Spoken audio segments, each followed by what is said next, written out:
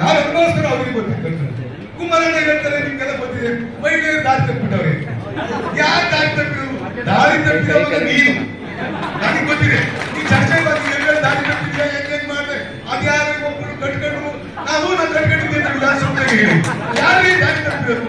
ಇನ್ನೂ ಅವರಿಂದಲೇ ಹೋಗ್ತಿರೋದ್ರಿ. ದಾರಿ ತಪ್ಪಿದ ಮಗನಿಂದ ಹೋಗ್ತೀರಾ. ನಮ್ಮ ಹೆಣ್ಮಕ್ಳು ಏನೋ ಚೆನ್ನಾಗಿ ಗಂಡ ಸಂಸಾರ ಮಾಡ್ತಾರೆ. ಇಡೀ ಹೆಣ್ಣು ಜಾತಿಗೆ ಅವಮಾನ ಮಾಡೋ ರೀತಿಯಲ್ಲಿ ಇವರು ಗ್ಯಾರಂಟಿ ಕೊಟ್ಬಿಟ್ಟು ನಮ್ಮ ಹೆಣ್ಣು ಮಕ್ಕಳು ದಾರಿ ತಪ್ಪಿಬಿಟ್ಟು ಅಂತಕ್ಕಂಥದ್ದನ್ನ ಹೇಳ್ತಾರೆ.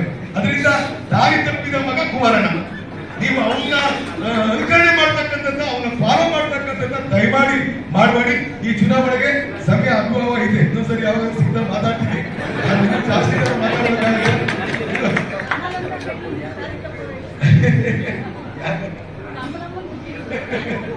ಆಯ್ತು, ದಾರಿ ತಪ್ಪಿದ ವಿಚಾರ ಇನ್ನು ಅಷ್ಟಾಗವೇ. ನನಗೆ ಅವ್ರಿಗೆ ಯಾಕೆ ಪಕ್ಷ ಬಿಟ್ಟು ಅನ್ನೋದು ಹೇಳಿದ್ರೆ ಒಂದೇ ಒಂದು ಇನ್ಸಿಡೆಂಟ್ ಹೇಳ್ಬಿಟ್ರೆ ನೀವು ನಮ್ಮ ಅಪ್ರಾಣೆ ಅವ್ರಿಗೆ ಒಳ್ಳಾಕಲ್ಲ ನೀವು ಜೀವನದಲ್ಲಿ.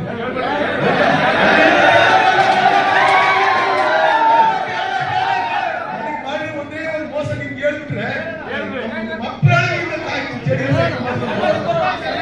ಹೇಳಲ್ಲ. ಇನ್ನೊಂದ್ಸರಿ ಹೇಳ್ತೀನಿ.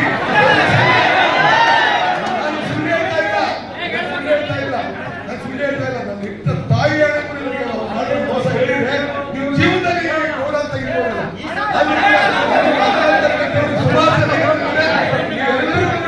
ನೀವೆಲ್ಲರೂ ಕೂಡ ದಯಮಾಡಿ ಯಾರು ಏನೇ ಹೇಳಿ ಏನೇನು ಬರಲಿ, ನೀವೆಲ್ಲರೂ ಅಟ್ಲೀಸ್ಟ್ 3ಕ್ಕೆ ಹಿಂಗಾಗಿ 98% ಹಾಕಿದ್ರೆ ನೀವು ಅಟ್ಲೀಸ್ಟ್ 80% ಕಾಂಗ್ರೆಸ್ಗೆ ವೋಟ್ ಹಾಕ್ತಕ್ಕಂಥದ್ದನ್ನ ಮಾಡಿ ನಮ್ಮ ಸಮಾಜದ